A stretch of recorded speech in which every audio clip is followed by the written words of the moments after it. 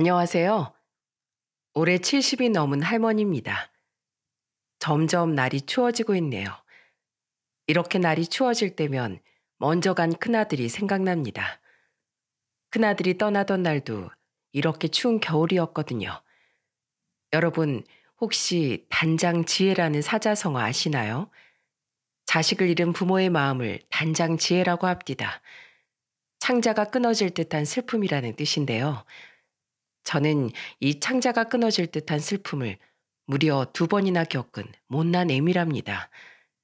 두 아들을 앞세워 보내고 손주 하나만을 바라보며 살고 있는 제가 오늘은 가슴속에만 담아뒀던 저희 가족 이야기를 꺼내 들려드리려고 합니다.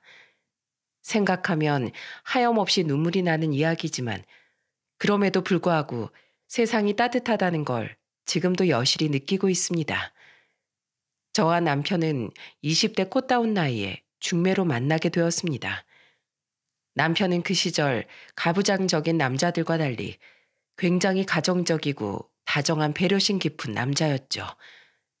결혼 후 저는 청국장집을 운영했는데 장사가 꽤나 잘 됐습니다. 부부 사이도 좋으니 아들 둘을 낳아 더없이 완벽한 가정을 이루었다고 생각했죠. 지금 생각해도 참 행복한 시절이었네요. 하지만 이 행복은 오래 가지 못했습니다. 남편이 큰아들이 13살 되던 해 불의의 사고로 세상을 떠났거든요. 나랑 애들만 두고 어떻게 살라고. 이제 어떡하라고 이 인간아. 어떡하라고 우리만 두고 가. 장례식장에서 그 어린 것들을 끌어안고 가슴 치며 오열했던 기억이 생생하네요. 큰아들의 황소 같은 큰 눈에서 눈물이 뚝뚝 떨어졌고 작은 아들은 머리를 극적이며 이제 아빠는 오지 않는 거냐고 물었죠. 이렇게 갑자기 가버리는 게 어딨어. 이렇게 갑자기 가면 어쩌라고. 제 눈에도 아직 어린 아들들이었기에 참 살 길이 막막했습니다. 하지만 두 아들들을 위해 울고 있을 수만은 없었어요. 아비 없는 자식들이란 소리 듣지 않게 키우려고 아등바등 혼자 많이 노력했네요. 저의 악착 같은 모습을 보고 자란 아들들은 또래보다 훨씬 일찍 철이 들었습니다. 특히나 큰아들의 경우 어릴 적부터 저를 어머니라 부르며 깍듯이 대했고 아버지의 빈자리를 대신 채우려고 부단히 노력했어요. 동생을 잘 챙기는 건 물론이고 집안에 자잘한 문제가 생기면 본인이 해결하겠다며 두 팔 걷고 나섰죠. 또 늦게 일을 마치고 돌아온 날이면 늘 저의 어깨와 다리를 주무르며 고생했다는 말을 해주는 듬직한 아들이었습니다. 어머니, 오늘도 고생하셨어요. 힘드셨죠? 힘들긴 내가 이 정도로 힘들어할 것 같냐? 그래도 아침 일찍 나가서 밤 늦게 돌아오시잖아요. 조금만 기다려주세요, 어머니. 제가 얼른 취업해서 어머니 호강시켜 드릴게요. 말만으로도 고맙다, 내 새끼. 아들의 위로는 저에게 정말 큰 힘이 되었습니다. 실제로 여자 혼자 아이들을 키우며 청국장 집을 운영하는 것도 힘든 일이었어요. 혼자 사는 여자라고 무시도 많이 당했지만 두 아들과 하늘에 있는 남편에게 한 점 부끄러움 없이 살았다고 자신 있게 말할 수 있습니다. 저의 이런 노력 덕분인지 아버지가 없어 삐뚤어질 만도 하지만 큰아들과 작은아들 모두 한 번도 사고를 치지 않고 착실히 학교를 다녔어요. 아이들은 교우 관계도 좋았고 밝고 즐거운 학창 시절을 보냈죠. 어머니, 저 합격했어요. 저 드디어 최종 합격했다고요. 대학교를 졸업한 큰아들이 공기업에 당당히 합격한 날이 또렷이 기억이 나네요. 아들이 쾌활한 목소리로 합격 소식을 전했고 그날 얼마나 기뻤는지 모릅니다. 둘째 아들은 애당초 공부에 흥미가 없었기에 제 식당을 도우며 일을 배우더니 외국계 레스토랑에 취업해 밑바닥부터 일을 배워보고 싶다더군요. 그러다 결국 본인의 이름을 건 식당을 창업했습니다.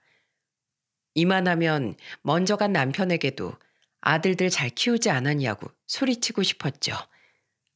아들들이 장성해 제 살 길을 찾았으니 결혼만 하면 되겠다 싶을 찰나에 큰아들이 여자를 데리고 오더라고요.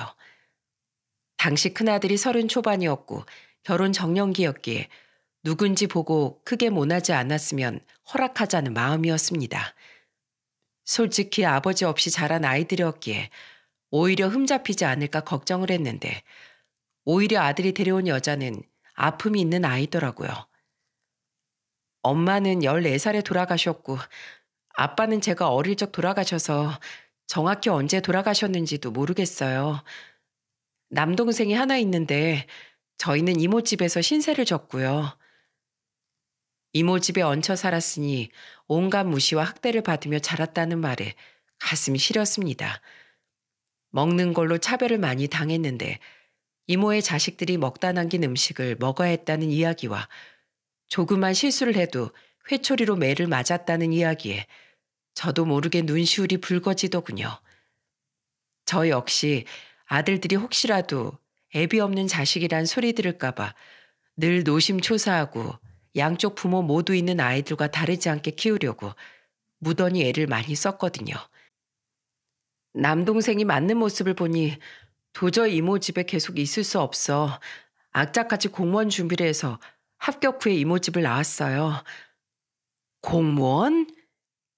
왜 하필 공무원이냐고 물었더니 돌아오는 대답 또한 가슴이 아팠습니다. 급여는 적더라도 저희 남매처럼 오갈 데 없는 사람이 갖기엔 가장 안정적인 직업이라고 생각해서요. 그런 아이에게 측은지심이 생겼고 더 챙겨주고 싶은 마음에 기꺼이 며느리로 들였네요. 먼저 간 남편을 생각하노라니 하늘에 있는 사돈댁도 자식을 걱정해 나에게 며느리를 보냈구나 싶은 생각마저 들더라고요. 저도 딸이 없으니 친딸처럼 아껴주고 정을 붙였죠. 큰아들이 결혼하고 몇 달이 되지 않아 둘째 아들마저 오래 연애를 해온 여자친구를 정식으로 소개시켜주니 더없이 기쁜 날들의 연속이었네요. 둘째 아들의 여자친구는 오며 가며 간간히 마주친 게 전부였지만 어렴풋이라도 기억에 남는 아이였습니다. 착하고 둥글둥글한 성격이 마음에 들었고 큰며느리와도 잘 지낼 것 같았죠. 좋은 일은 연달아 일어난다죠. 둘째 아들이 한창 본격적으로 결혼 준비를 하겠다고 하던 때 큰며느리가 임신을 했습니다. 결혼한 지 딱 1년 만이에요. 임신 소식을 듣고 너무 기뻤지만 왠지 모르게 며느리의 표정은 어두웠어요. 얼굴빛이 어두운데 무슨 걱정이라도 있는 게야? 혹시 출산 이후에 들어갈 돈이 문제라면 제가 조금 보태줄 수도 있었지만 아들과 며느리 모두 맞벌이기에 돈 문제는 아닐 거라고 생각했어요. 어머님, 직장 때문이에요. 저 사실 제 힘으로 오롯이 얻은 직장이에요. 처음이었어요. 제가 무언가를 이뤄낸 게요. 아이 낳고 휴직하면서 쉬고 싶지 않아서요. 애를 어째야 하나 걱정이네요. 큰며느리가 어렵게 입을 뗐을 때 느꼈죠. 이 아이가 진심으로 본인의 직업에 만족하며 자부심을 갖고 일하고 있다는 것을요. 그게 걱정이라면 애는 나한테 맡기고 너는 네 꿈을 펼치거라. 네가 일하는 게 좋고 즐겁다면 해야지. 애는 내가 봐주마. 어머님께 너무 죄송하지만 저 그래도 될까요? 며느리는 진심으로 제가 아이를 봐주는 걸 고마워했습니다.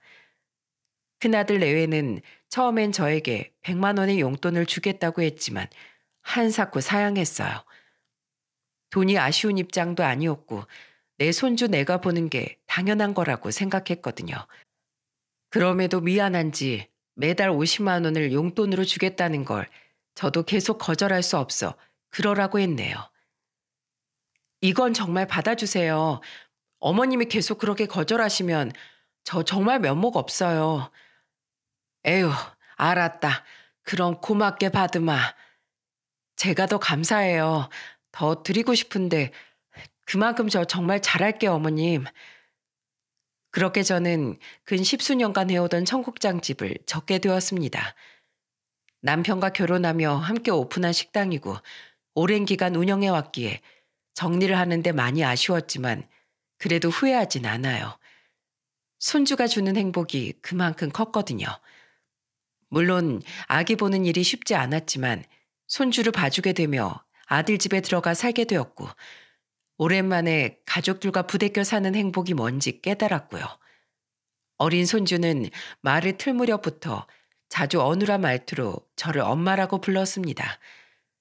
처음엔 엄마 할미를 헷갈려 하는 건가 싶어 계속 정정해 주기도 했습니다. 엄마가 아니라 헬미라니깐. 엄마, 엄마. 하지만 배시시 웃는 동그란 얼굴을 보면 절로 웃음이 났죠. 친엄마보다 할미를 더 따르는 모습이 안쓰럽기도 했지만 큰며느리도 일을 하는 것이 즐거워 보였기에 요즘 세대 워킹맘들은 다 이런가 보다 했습니다. 며느리가 야근을 하거나 회식이 있는 날이면 아이도 엄마 얼굴을 보지 못했기에 할미인 제가 더 익숙한가 보다 생각하고 말았죠. 오히려 며느리가 서운해할까 봐 걱정했는데 엄마보다 할미를 더 찾는 아이에게 크게 서운한 감정도 없어 보였네요. 오히려 본인이 계속 직장 생활을 할 수 있다는 것에 만족하며 감사하고 사는 것 같았어요. 이거 할미가 사줬다? 손주가 제 어미에게 자랑하듯 제가 사준 장난감을 내민 날이었습니다. 어머님, 애 장난감 많은데 또 사주셨어요? 어머님 용돈은 어머님 쓰시라니까요. 오히려 본인들이 준 용돈을 손주에게 쓰는 제 모습을 보고 나무랐죠. 우리 강아지 웃는 얼굴 보는 게 내 낙이다. 내 걱정은 말아라. 이런 저의 대답에 며느리가 고개를 절레절레 저었지만 저는 그저 손주의 해맑은 웃음을 보는 것만으로도 기뻤습니다. 며느리가 아이에게 너무 냉랭하고 정이 없는 것 같아 마음에 걸렸지만 그런 부분들까지 제가 채워주려고 노력했어요. 현우야, 헬미가 오늘은 어떻게 재미있게 놀아줄까? 채! 오냐, 오늘은 책이나 실컷 읽어보자꾸나. 매일매일 어떻게 아이와 즐겁게 놀아줄 수 있을지 고민했고 아이 사진을 최대한 많이 남겨주려고 작은 카메라까지 장만해 열심히 아이 사진을 남겨줬네요. 그렇게 손주를 봐주며 큰아들네 집에서 살게 된 지 5년 가까이 된 어느 날 이제 막 결혼을 한 둘째 며느리가 언제 김장을 하냐고 물었습니다. 김장이야 매번 혼자 했었고 워낙 둘째 아들이 바쁘니 혼자 해도 된다고 한사코 말려도 꼭 같이 하고 싶더라고요. 둘째야, 너도 직장 다니느라 바쁘잖니? 나 혼자 슬슬해도 괜찮다. 충분히 할 수 있으니 걱정 말어. 어머님, 저 음식하는 거 좋아해요. 이번에 김장도 제대로 배워보고 싶고요. 어머님, 김치가 제 입맛에도 딱이고 이도 어머님 김치 없으면 밥 못 먹어서 그래요. 큰아들이 결혼하고 나서도 큰며느리는 출산과 동시에 일을 했기에 혼자 김장을 해왔고 식당도 운영했기에 김장 정도는 충분히 혼자 할 수 있었어요. 하지만 싹싹한 둘째 며느리는 곧 죽어도 같이 해야겠다며 배추를 사는 것부터 각종 김장 재료를 사는 것까지 전부 함께 따라다니며 돕더라고요. 오랜만에 며느리와 함께 도란도란 이야기를 하며 김장을 하니 즐거웠습니다. 손주도 옆에서 함께 열심히 거들었죠. 김장을 한 뒤에는 수육을 삶아 큰아들 내외가 오기를 기다렸네요. 먼저 온 큰아들이 뒷정리를 돕고 있을 때였습니다. 어머니, 아니, 김장을 여기서 하신 거예요? 막 퇴근을 해서 돌아온 큰며느리가 멀뚱히 서서 뒷정리하는 저희를 보고 묻더군요. 왜, 무슨 문제라도 있냐? 미리 말씀이라도 하시지. 돕지 못해 죄송해요. 동석 고마워. 큰며느리는 짧은 한숨과 함께 방으로 들어가 옷을 갈아입고 음식 차리는 걸 도왔습니다. 머쓱했지만 수육을 더 달라고 성화인 손주 녀석 때문에 다시 화기애애한 분위기를 되찾았죠. 둘째 아들도 함께하고 싶었지만 식당을 개업하고 한창 바쁠 때였어요. 얼굴 보기 힘든 둘째 아들이었지만 그래도 저녁 늦게라도 전화 통화를 했기에 잘 지내는가 보다 했습니다. 처음엔 가게가 잘 되는가 싶었고 워낙 성실하고 꼼꼼한 성격인지라 어떤 일도 곧잘 해냈죠. 둘째 며느리도 아들을 잘 보필하며 맞벌이로 조금이나마 생계에 보탬이 되려고 노력하더군요. 또 손주를 돌보는 저에게 꼬박꼬박 안부 연락을 하고 챙겨주었죠. 둘째 내외에게도 늘 고마운 마음이었습니다. 큰며느리는 아이를 봐주고 집안일을 해주는 것에 대해 고맙다고 말을 했지만 그래도 매달 저에게 용돈을 주고 있으니 그것으로 정당한 대가를 치르고 있다고 생각하는지 점점 이런저런 요구가 늘더군요. 어머님, 제 빨래는 따로 세탁소에 맡겨주세요. 저번에 보니까 옷이 몇 개가 줄었더라고요. 그래, 알았다. 그리고 현우 빨래는 세제랑 섬유 유연제 다른 거 쓰셔야 돼요. 제가 저번에 보여드린 거 있죠? 그걸로 해주세요. 그걸로 하고 있어. 걱정 마. 아무래도 살아온 방식이나 생활 습관이 다르다 보니 부딪힐 수 있는 부분이겠죠. 저 또한 당시 점점 냉랭해지는 큰며느리의 태도에 큰 의미 부여를 하지 않으려고 노력했네요. 그렇게 조용하고 고요한 시간들이 이어졌습니다. 이대로 평온하기만 할 것 같았던 저에게 또 다른 걱정거리가 생겼어요. 바로 둘째 아들이었는데요. 가게 마감 시간인 밤 11시면 어김없이 전화를 걸어 어디 불편한 데는 없는지, 현우를 대신 봐주는 건 힘들지 않은지 묻던 둘째였어요. 하지만 어느 날부턴가 술을 마시고 전화하는 날이 늘더라고요. 걱정되는 마음에 둘째 며느리에게 무슨 일이 있는 거냐고 물었지만 돌아오는 대답은 괜찮다는 말뿐이었습니다. 괜찮아요, 어머님.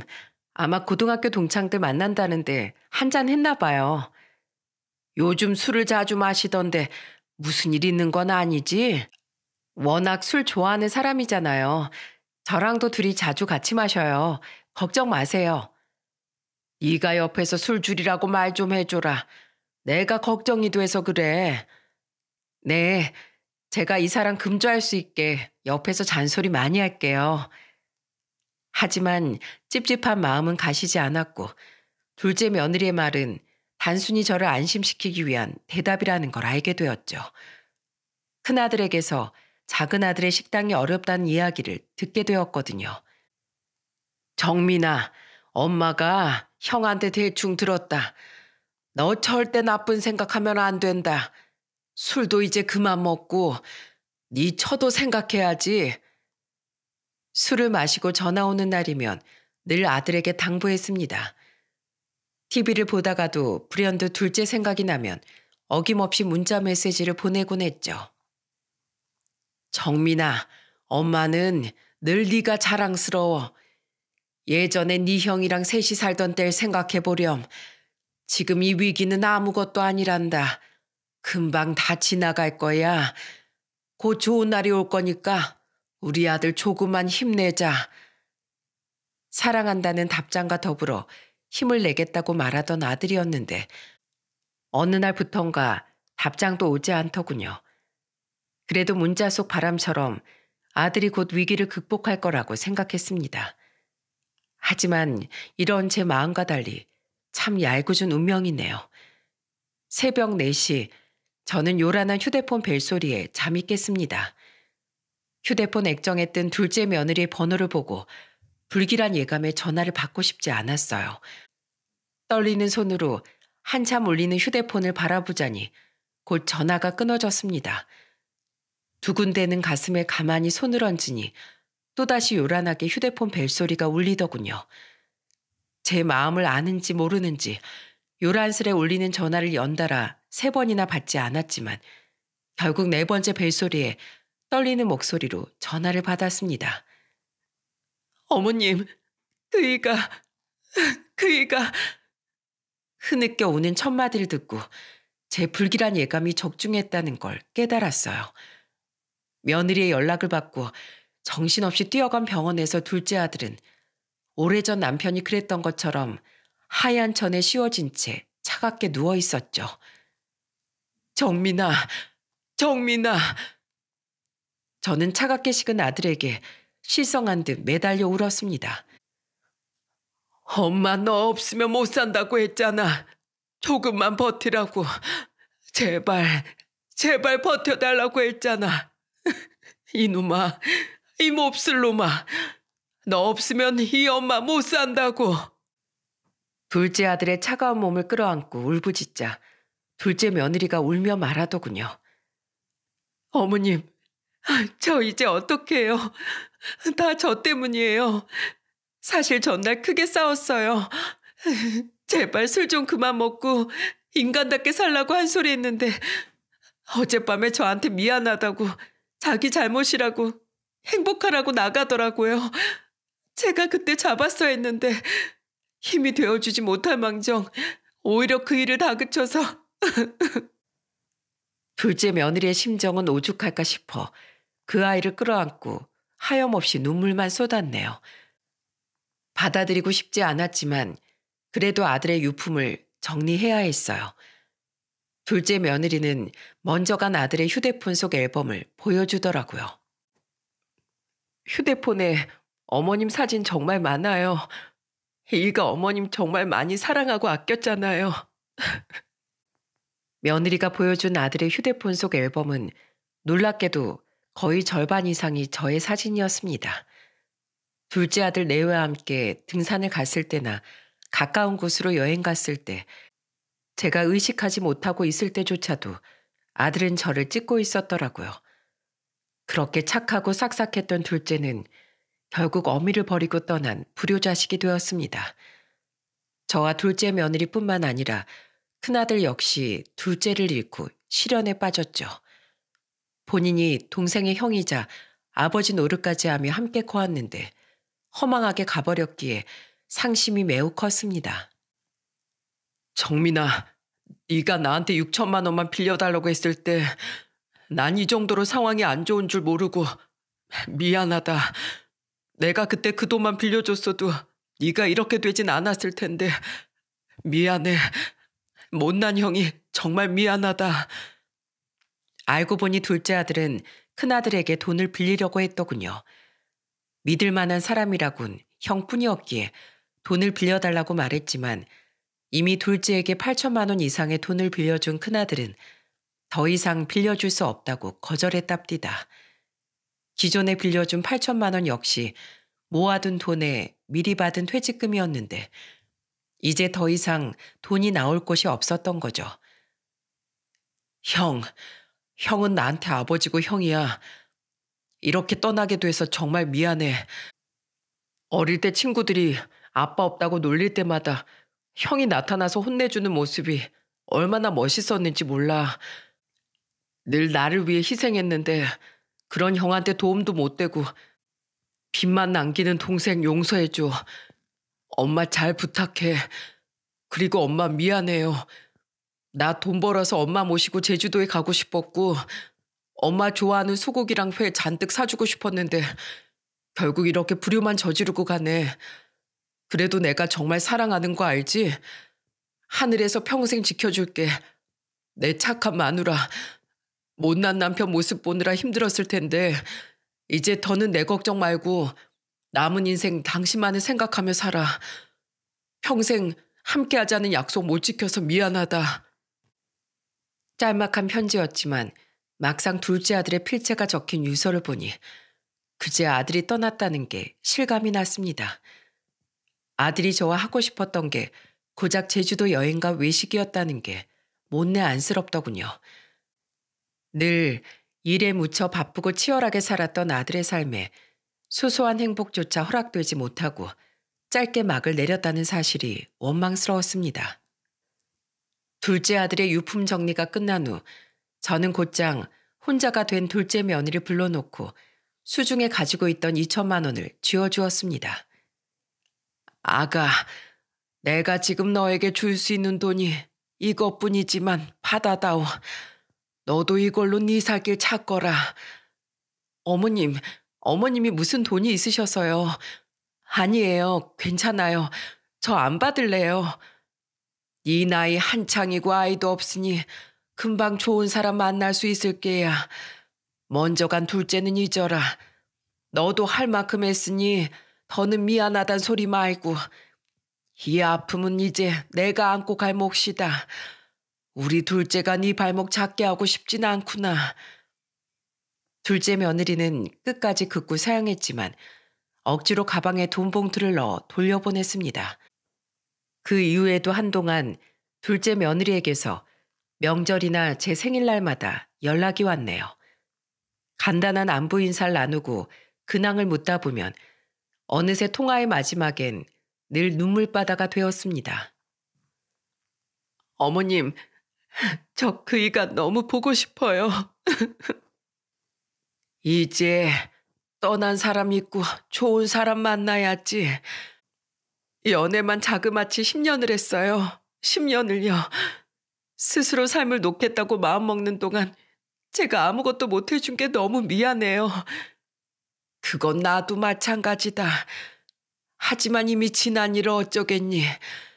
이제 너도 네 인생 살아야지. 그만 끊자꾸나. 앞으로 이런 얘기할 거면 전화하지 말거라. 그저 행복하게 살다가 좋은 소식만 들리게 해다오. 말은 그렇게 했어도 저 역시 둘째가 떠난 후 음식이 입에 들어가질 않더군요. 그렇게 식음을 전폐하며 잠도 오지 않아 수면제를 먹기 일쑤였습니다. 그러다 결국 정신과 상담을 받으며 정신과 약까지 복용하는 지경에 이르렀죠. 우울함에 빠져 있을 때마다 힘이 되어 준 건 역시 큰아들과 손주였습니다. 어머니, 오랜만에 강원도 가서 대게나 먹고 올까요? 어머니 되게 좋아하시잖아요. 큰아들은 항상 저의 마음을 풀어주려고 노력했고 주말이면 여기저기 끌고 가려고 애를 썼죠. 이제 막 초등학교에 들어간 손주 녀석도 침울한 저를 달래기 위해 실없는 농담을 해댔어요. 할머니, 난 할머니 같은 여자가 이상형이에요. 꼭 할머니 같은 여자랑 결혼할 거야. 뭐? 할머니 같은 여자? 아이고, 이놈아, 할머니 같은 여자가 뭐가 좋아서? 할머니는 다정하고 웃는 모습이 예뻐요. 그래서 난 할머니가 제일 좋아요. 아무리 요즘 애들이 빠르다지만 이런 농담을 잘 도하는 손주 녀석을 보니 비적비적 웃음이 나더군요. 어린 녀석이 할미 마음을 위로한다고 그 작은 입으로 쫑알쫑알 이 노인네의 칭찬을 늘어놓는 모습에 마음이 따뜻해졌습니다. 난 엄마보다 할머니가 더 좋아요. 이 세상에서 가장요. 어떤 누구와도 바꿀 수 없어요. 우리 선생님도 알아요. 내가 할머니 제일 좋아하는 거. 아이고, 우리 강아지 어쩜 이리 착하고 예쁠까. 그러니까 할머니 저랑 약속해요. 힘내시기로요. 그래, 약속하자 약속. 할미 힘낼게. 손주의 애교와 큰아들의 노력 덕분에 시간이 지날수록 둘째 아들의 빈자리가 흐릿해져 가는 것 같았죠. 하지만 이런 저희를 안 잊고 바라보는 시선이 있었습니다. 바로 큰며느리였어요. 둘째 아들의 장례를 치를 때도 실신과 오열을 반복하던 둘째 며느리 대신 옆에서 살뜰히 저를 챙기며 정신적인 버팀목이 되어주었던 큰며느리였기에 처음엔 제 기분 탓이겠거니 생각했습니다. 제가 식음을 전폐하고 알아 누웠을 때도 제가 좋아하는 음식을 포장해서 사오던 큰며느리였거든요. 하지만 점점 저와 큰며느리 사이에 균열이 생기는 것이 느껴졌어요. 어머님, 애방에서 같이 주무시지 말라니까요. 현우도 이제 초등학생인데 혼자 자는 습관을 들여야 돼요. 그리고 애 간식도 자주 주지 마세요. 밥을 안 먹잖아요. 저에게 하는 이런 지적들이 며느리만의 교육 방식인가 보다 하고 넘어갔습니다. 하지만 저를 찾는 아이를 엄하게 꾸짖고 몰아붙이는 모습에서 전에 없던 낯선 감정을 느꼈죠. 현우, 너 언제까지 할머니만 찾을 거야? 너 맨날 엄마보다 할머니가 더 좋다고 하지? 배 아파서 나은 건 난데 맨날 할머니 할머니. 그렇게 좋으면 할머니랑 둘이 살던가. 다그치는 목소리에 아이가 엉엉 울어도 큰며느리는 눈 하나 꿈쩍 안 떠군요. 오히려 더 호되게 꾸짖으며 제가 아이를 달래려고 하면 저를 가로막고 나무랐습니다. 어머님이 계속 오냐오냐 하시니까 제가 버르장머리가 없잖아요. 제 또래에 비해 응석도 심하고 버릇도 없어요. 잘못 키웠지 정말. 내가 언제 오냐오냐 했냐? 너야말로 별것도 아닌 거 가지고 너무 애를 나무라지 마라. 그리고 잘못 키웠다는 건 나한테 한 말이냐? 아니요. 딱히 어머님한테 한 말은 아니었어요. 별것도 아닌 걸로 나무라는 게 아니죠. 저 나이 할머니만 찾는 게 정상인가요? 너 지금 나한테 소리 지른 게냐? 언성을 높이니 그제서야 큰며느리는 입을 꾹 다물고 말없이 아이를 노려보더라고요. 한동안 아이를 노려보다 쿵쾅거리며 안방으로 들어가 버립디다. 이후 이런 비슷한 다툼들이 잦아졌네요. 하지만 이런 자잘한 다툼도 잠시 늘 다부지고 건장한 체격을 유지하던 큰아들이 잦은 회식과 음주, 담배로 인해 살이 급격히 쪘습니다. 원래 70kg던 아들이 90kg에 육박하자 아들의 몸 상태가 걱정되더군요. 남편과 둘째를 떠나보내고 갑작스레 큰아들까지 제 곁을 떠날까 두려웠어요. 아들, 엄마는 너만 건강하면 바랄 게 없다. 올해는 살도 좀 빼고 술, 담배도 줄이자. 늘 이야기를 해왔지만 오히려 큰아들은 제 혈색이 좋지 않다며 건강검진을 받으라더군요. 어머니, 요 근래 얼굴빛이 눈에 띄게 어두우세요. 어디 편찮으신 건 아니죠? 걱정되니 건강검진이라도 받아보세요. 제가 모시고 갈게요. 난 괜찮어. 내 몸은 내가 잘 안다. 난 이상 없어. 어머니, 그래도 건강검진 받아서 나쁠 거 없잖아요. 에휴, 알았다, 알았어. 괜찮은 병원 있으면 예약해다오. 그렇게 아들의 성화에 못 이겨 함께 병원으로 향했습니다. 다 괜찮을 거라 생각했는데 저는 청천벽력 같은 암 판정을 받게 되었어요. 대한민국 노인 3명 중 하나가 암이라더니 그게 제가 될 줄은 꿈에도 몰랐죠. 충격이 컸지만 의사는 아직 초기 단계니 수술을 하자고 권하더군요. 그렇게 저는 무사히 수술을 받게 되었고 큰아들은 옆에서 극진히 저를 간호해 주었습니다. 다행히 수술은 잘 끝났지만 완치 판정이 날 때까지 병원에 주기적으로 방문해 검진을 받아야 하는 상황이었죠. 큰아들은 일이 바쁜 와중에도 병원에 가야 하는 날이면 어김없이 저를 데리러 왔고요. 그렇게 치료를 받은 지 7개월이 되었을까요? 제 인생 최악의 사건이 일어났습니다. 암으로 인해 수술을 받았기에 저는 늘 아들에게 첫째도 건강, 둘째도 건강이라며 무수히 말을 많이 해댔습니다. 왜냐하면 첫째는 몸무게가 70kg에서 갑자기 90kg까지 찐 상태였고 음주에 담배에 건강이 걱정되지 않을 수가 없었거든요. 둘째가 허망하게 떠난 상황에서 큰아들까지 잃고 나면 저는 살 이유가 없었습니다. 하지만 제가 권유한 다이어트로 인해 큰아들이 세상을 뜰 거라곤 그때 당시엔 미처 알지 못했네요. 아들은 저의 잔소리 못 이겨 헬스장을 등록했고 한 달이 채 되지 않던 날이었어요. 그날 몹시 추웠는데 큰아들은 헬스가 끝났다며 먹고 싶은 음식이 있느냐고 묻더군요. 어머니, 저 헬스 끝났어요. 혹시 드시고 싶은 거 있으세요? 사가지고 갈게요. 아니다. 날도 춥고 눈도 많이 오는데 조심히 들어오거라. 에이, 그래도요. 어머니 좋아하시는 족발 사갈까요? 아유, 족발은 무슨. 이 아파서 씹지도 못해. 그냥 들어와. 그것이 아들과의 마지막 통화가 될 줄은 꿈에도 몰랐습니다. 사인은 심장마비였는데 의사가 그러더군요.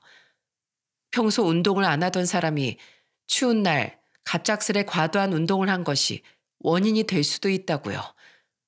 그 말을 들으니 저는 제가 큰아들을 죽였다는 생각밖에 들지 않았어요. 하루하루 살아있는 것이 죄스럽고 아들에 대한 미안함과 삶에 대한 허망함만 가득했죠. 정연아, 이 애미가 널 그렇게 만들었구나. 이 무식한 애미가. 그래, 내가 너 대신 가마. 이번에 못 보낸다. 내가 가마. 내가 직접 가마. 큰아들의 장례식장에서 저는 제정신이 아니었습니다. 발버둥 치는 저를 손주가 꼭 붙잡고 오열하더군요. 다만 큰며느리만이 무표정으로 발버둥 치는 저를 나무랐어요. 어머님, 그만 좀 하세요. 그러길래 왜 운동을 하라고 다그치셔서 절 과부 만드세요?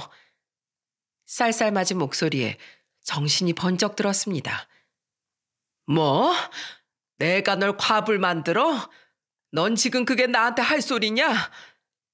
며느리를 쏘아보며 고래고래 소리를 질렀지만 그런 저를 보자 더 표독스러운 표정으로 며느리는 입을 놀리더군요. 노인네가 오지랖은 넓어서 맨날 운동해라, 술 끊어라. 아우, 듣기 싫어. 뭐, 노인네? 너 지금 말 다 했냐?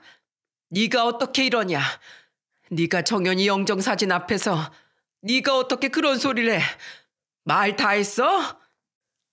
다 안 했어요. 어차피 어머님이랑 저 사이도 안 좋은데 장례식 끝나는 대로 방 비워주세요. 같이 살면서 늘 사사건건 시비 거셔서 불편했는데 이의도 없으니 어머님이랑 저는 남이잖아요. 아니, 방을 비우라니. 너네 집 살 때 내가 보태준 건 잊었냐? 이제 와서 나가라고 하면 이 노인네는 어디로 가라고? 누가 그때 돈 보태달라고 했나요? 제가 어머님한테 보태달라고 했냐고요. 어디로 가실진 더 이상 제 알 바 아니죠. 며느리는 되려 큰 소리를 치며 저를 장례식장에서 내쫓으려고까지 했습니다. 차마 아들 가는 마지막 길에 계속 며느리와 언성을 높이며 싸울 수 없어 어찌저찌 장례를 치렀네요. 하지만 문제는 장례를 치르고 난 뒤부터였습니다. 큰며느리는 장례가 끝나기 무섭게 제 방을 정리했고 얼른 제게 나가라고 재촉을 했죠. 요즘 어떤 며느리가 시어머니를 모시고 살아요. 게다가 남편도 없는데. 저 긴 말하기 싫어요. 나가주세요. 싸놓은 짐과 팔짱을 끼고 삐딱하게 서서 저를 보는 며느리의 모습을 보자 어째서인지 처음 저에게 인사를 왔던 며느리의 다소곳한 모습이 떠올랐습니다. 너 왜 이렇게 못돼졌냐? 원래 이런 애 아니었잖아. 내가 너한테 어떻게 했는데. 어머님, 같이 살다 보면 사이가 틀어질 수도 있죠. 당연한 걸 뭘 새삼스레 그러세요? 그리고 저희 매달 어머니께 50만 원씩 드렸잖아요. 그 정도면 할 만큼 한 거 아닌가요? 그 50만 원? 내가 공짜로 받았냐? 어린 손주 아침부터 저녁까지 도맡아 가사 노동해. 그거 가지고 네가 할 만큼 했다고 말하면 안 되지. 매달 50만 원도 얼마나 큰 돈인데요. 어머님이 집에만 계시니 세상 물정을 모르시네요. 긴 말하기 싫어요. 당장 나가세요. 과연 내가 친달처럼 품겠다던 아이가 이 아이가 맞나 싶어 냉정하게 쏘아보는 며느리 얼굴을 다시 바라보던 그때 학원을 마친 손주 현우가 저의 초라한 모습을 목격하게 되었습니다. 엄마, 할머니한테 지금 뭐 하는 거예요? 당시 손주는 15 나이에 한창 예민한 사춘기 때라 더더욱 이런 모습을 보이고 싶지 않았는데 당황스러웠어요. 어딜 어린 놈의 새끼가 어른들 이야기하는데 끼어들어? 네 방으로 당장 안 들어가? 손주는 날카롭게 말하는 제 어미 앞에 조금도 물러섬이 없었습니다. 아무리 어린 놈의 새끼라도 나도 옳고 그름은 판단할 수 있는 인간이야. 한 번이라도 엄마가 날 아들로 생각한 적 있어? 한 번이라도 엄마가 나에 대해 궁금해한 적 있냐고. 내가 어떤 사랑을 받고 싶은지 뭘 원하는지 물어본 적 있어? 나한테 항상 관심 갖고 날 생각해 준 건 엄마가 아니라 할머니야. 어떻게 그런 할머니를 날 키워준 사람을 집에서 쫓아내겠다고 해. 난 절대 그 꼴 못 보니까 할머니 쫓아낼 생각하지 마. 미성년자 주제에 네가 뭘 할 수 있다고? 그럼 할머니하고 같이 살던가. 아, 그래? 잘 됐네. 난 할머니랑 살 거야. 나도 알아봤어. 아빠가 남겨준 재산, 집, 이거 나도 충분히 유산 상속 받을 자격 있는 거 알지? 뭐? 네가 그런 거 어떻게 알았어? 조그만한 게 벌써부터 그딴 거나 알아보고. 요즘 인터넷에 조금만 쳐봐도 금방 알 수 있어. 내가 미성년자지만 지금은 할머니한테 맡기면 돼. 야, 이 자식아. 네 재산을 할머니한테 주겠다는 거야? 키워준 사람이 엄마가 아니라 할머니인데 난 내 모든 걸 줄 수 있어. 그리고 나 다 들었거든? 집 살 때 할머니가 7천만 원 보태주셨잖아. 왜 그런 거 모른 척해? 할머니한테 7천만 원 돌려드리고 당장 사과해. 웃기지 마. 난 네 할머니랑 못 살아. 죽어도 다시 못 사니까 네가 선택해. 할머니랑 살지, 이 엄마랑 살지. 내가 마지막으로 묻는 거야.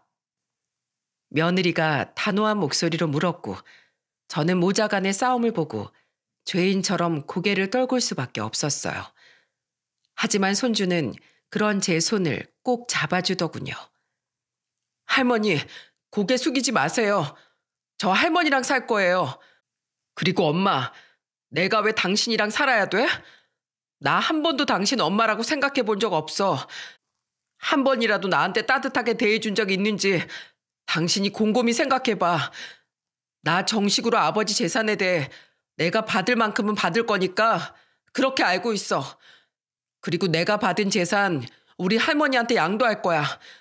나도 벌써 15이야. 나 무시하지 마. 모르면 몰라도 알면 다 알 수 있어. 그렇게 정리하고 다신 보지 말자. 제 어미에게 맞서는 15 손주는 더 이상 할미가 좋다고 방실방실 따르는 어린애가 아니었어요. 너 이 자식이 진짜? 야, 너 일로 안 와? 며느리의 날카로운 외침을 뒤로하고 손주는 저를 끌고 그 집에서 나왔습니다. 제 손을 잡고 걸어가는 뒷모습이 15 아이라고 믿기 힘들 정도로 든든했죠. 우리 손주, 이 헬미는 괜찮어. 이 할미는 걱정하지 말고 어서 엄마한테로 돌아가. 싫어요. 어떻게 제가 할머니를 버려요? 전 엄마처럼 똑같은 사람이 되고 싶지 않아요. 하늘에서 아버지가 얼마나 피눈물을 흘리시겠어요. 전 할머니를 배신할 수 없어요. 그러니 제발 제 손을 놓지 말아주세요. 우리 손주는 제 설득에도 고집을 꺾지 않았습니다. 아마 이 손주가 없었더라면 전 이미 이 세상 사람이 아니었을지도 모릅니다. 손주 때문에라도 다시 힘을 내보기로 했습니다. 이후 저희는 정식으로 변호사를 알아봤고 다행히 상속분에 대해 소송이 가능하며 무난하게 받아낼 수 있다는 답을 얻을 수 있었습니다. 물론 며느리도 가만히 있진 않았어요. 저에게 매달 50만 원씩 줬다는 걸 증명하며 저에게 조금이라도 주지 않으려고 기를 쓰더군요. 하지만 법원은 제가 아이의 양육을 도맡았다는 점과 가사노동을 했다는 기여분이 인정되어 충분히 50만 원을 받을 자격이 있다고 했습니다. 저는 손주의 특별 대리인으로 선임되어 계속해서 소송을 이어나갔어요. 하지만 소송이 길어질수록 정신적으로나 심적으로 많이 힘들었네요. 소송이 힘들기는 전 며느리도 마찬가지였는지 먼저 합의를 보자고 연락이 오더군요. 손주가 아직 미성년자였기에 제가 법정 대리인이 되어 상속재산 분할 협의서를 작성했습니다. 손주는 친모에게 정말 정이 없는지 큰며느리에 대한 이야기는 조금도 꺼내지 않더라고요. 합의가 이루어져 사건이 마무리되는 그 순간까지요. 다행히 합의는 잘 마무리되었고 손주가 가져갈 수 있는 몫과 제가 준 7천만 원은 고스란히 돌려받을 수 있었습니다. 이로 인해 저희와 전 며느리 사이의 질긴 악연이 끝난 거죠. 하지만 그럼에도 궁금한 부분이 있었기에 마지막으로 전 며느리를 마주한 날 저는 물었습니다. 너 나한테 꼭 이렇게까지 했어야 했니?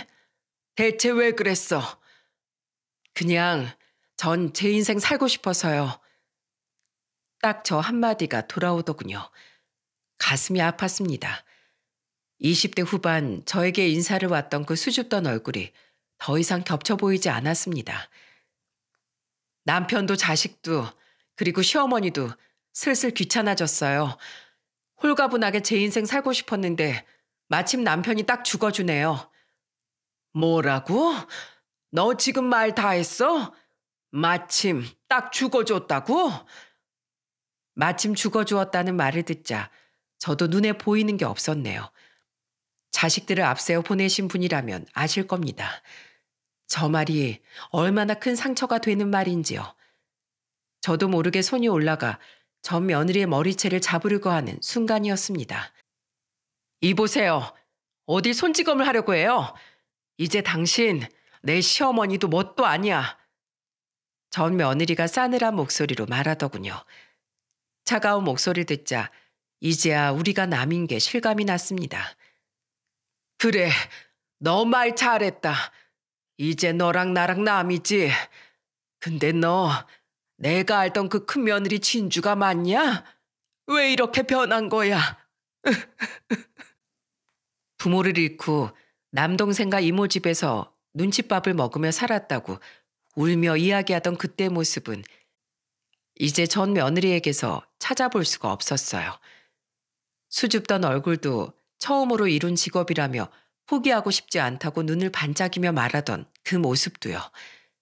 적어도 그때만큼은 진심이었을 거라고 믿고 싶었는데 돌아오는 대답은 황당하기 그지없었습니다. 변한 게 아니라 전 원래 이런 여자였어요. 당시엔 돈도 없고 백도 없어서 어머님 아들 만나서 이 거지 같은 인생 바꿔보려고 한 거라고요. 생각해보니 제가 욕심이 많은 사람이더라고요. 이젠 재산도 있고 자식은 할머니 따라간다고 하니 뭐 어쩌겠어요?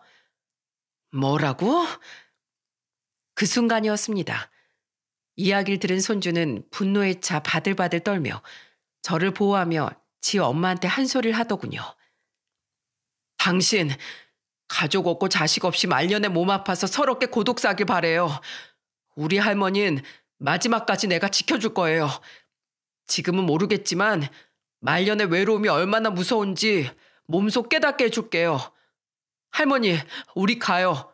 상종할 필요도 없는 인간이에요.